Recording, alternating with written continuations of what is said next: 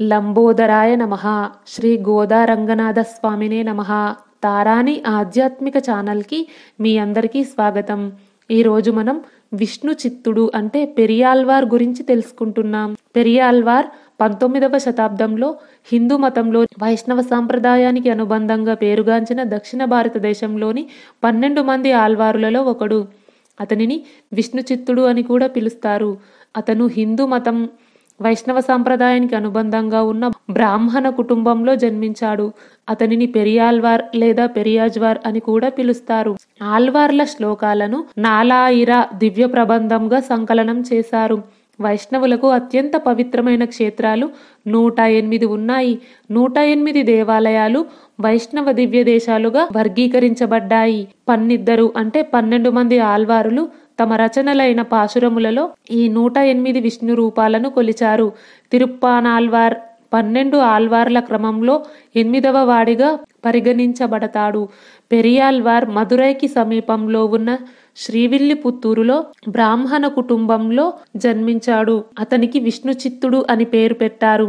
దీని అర్థం విష్ణువు మనస్సులో ఉన్నవాడు. విష్ణు చిత్తుడు వంశానుగతంగా వేదమూర్తులైన వేయర్ కుటుంబానికి చెందినవాడు.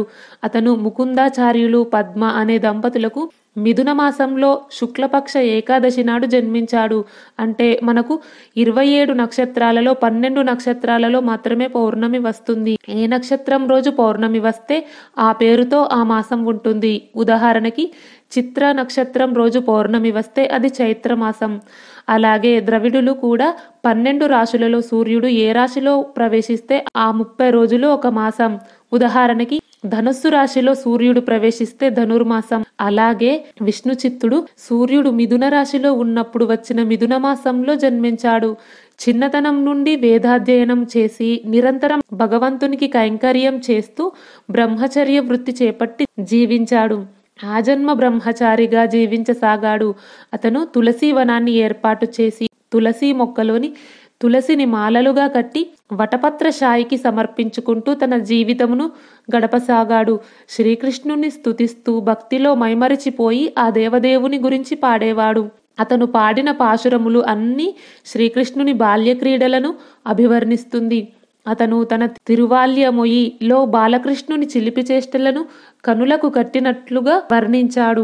మదురై రాజధానిగా ఉన్న పాండ్యదేశమును పాలించిన నరసింహరాజు తన శేష జీవితాన్ని పుణ్యకార్యములకు వినియోగించాలని తలచి అది ఎలా వినియోగించుకోవాలో తనకు చెప్పే ఒక ఆళ్వార్ను కలుసుకోవాలని కోరిక కలిగింది.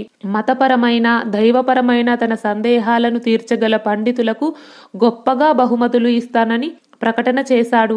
అందుకు దర్బారులో ఒక స్తంభాన్ని నిర్మించి దాని పైభాగంలో బంగారు వరహాలు, నాణేలు, వజ్ర వైఢూర్యములు మూటగట్టాడు. చాలా మంది పండితులు దర్బారుకు వచ్చి ఎన్నో విషయాలను తెలియజేసిన మహారాజుకు సంతోషం కలగలేదు. అప్పుడు నిరాడంబరుడు ఈ బహుమతి వార్త విన్న పలువురు శాస్త్ర పండితులు దర్బారుకు వచ్చి ఎన్నో విషయాలను తెలిపారు. కాని అవన్నీ రాజుకి నచ్చలేదు. అప్పుడు వృద్ధ వైష్ణవ పండితుడైన విష్ణు చిత్తుడు విల్లిపుత్తూరు నుండి మదురైకి వచ్చి రాజదర్బారులో అద్భుతంగా జీవితంలో జరిగే అన్ని సంఘటనలకు శ్రీమన్నారాయణుడే మూల కారణము, ఆయనపై విశ్వాసము ఉంచి భక్తితో ప్రార్థించిన, ప్రేమతో కీర్తించిన ఆ దేవదేవుడు తన భక్తులను ఆదుకొని కష్టాలు తీర్చును అని పలికాడు. సభలోని వారందరూ ఆ మాటలు విన్నారు. జడత్వము కలిగిన అక్కడి స్తంభము దాని అంతటా అదే విష్ణు చిత్తుని వద్దకు వచ్చి వంగి ఆ బంగారు వరహాల మూటను ఆయన పాదాల దగ్గర పడవేసింది.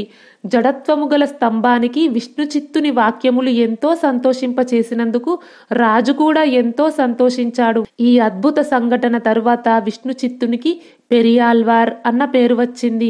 పెరియాళ్వార్ గొప్పతనమును గుర్తించిన పాండ్యరాజు గజారోహణము, కనకాభిషేకము మొదలైన సత్కారములు చేశాడు. ఆ విధంగా రాజు పెరియాళ్వారు బోధించే సమయంలో సూర్యోదయము అయినట్లుగా ఆకాశంలో ఒక అద్భుత తేజస్సు కనిపించింది. శంఖము, చక్రము ధరించి శ్రీమన్నారాయణుడు ప్రత్యక్షమై పాండ్యరాజును పెరియాళ్వారును అనుగ్రహించాడు.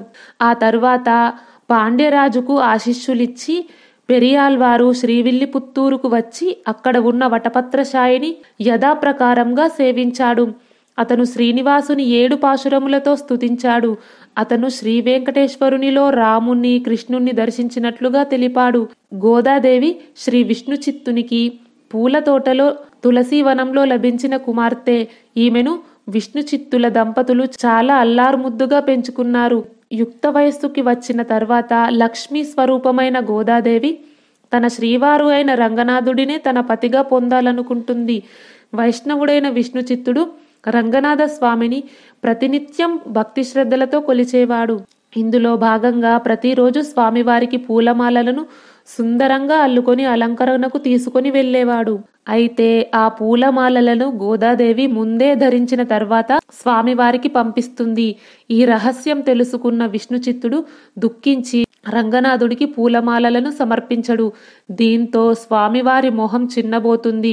దీనంతటికీ తన కుమార్తె తప్పిదమే కారణమని విష్ణు చిత్తుడు బాధపడుతూ ఉంటే రంగనాథుడు విష్ణు చిత్తునితో ఇక ప్రతిరోజు నాకు గోదాదేవి ధరించిన పూలమాలలే కావాలని ఆదేశిస్తాడు. రంగనాథుని ఆదేశం మేరకే విష్ణు చిత్తుడు నడుచుకుంటాడు.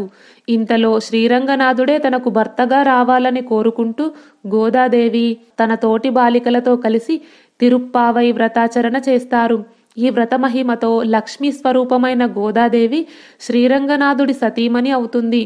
రంగనాథుని ఆజ్ఞ మేరకే గోదాదేవి రంగనాథ స్వామికి విష్ణు చిత్తుడు భూలోకంలో వైభవంగా వివాహం జరిపించాడని పురాణాలు పేర్కొంటున్నాయి. శ్రీ గోదారంగనాథుల అనుగ్రహం అందరికీ కలగాలని ఆశిస్తూ మీ అందరి ఇంటిలో భోగభాగ్యాలు కలగాలని కోరుకుంటూ అందరికీ భోగి పండుగ శుభాకాంక్షలు. ఈ వీడియో గురించి మీ అభిప్రాయాన్ని కామెంట్ బాక్స్ లో తెలియజేయండి. ఈ వీడియో నచ్చితే లైక్ చేయండి, షేర్ చేయండి. తారాని ఆధ్యాత్మిక ఛానల్ని సబ్స్క్రైబ్ చేయండి. బెల్ ఐకాన్ గుర్తుపై క్లిక్ చేయండి. ఇంతవరకు ఈ వీడియో చూసినందుకు మీ అందరికీ ధన్యవాదాలు. లోకా సమస్త సుఖినో భవంతు. కృష్ణార్పణం.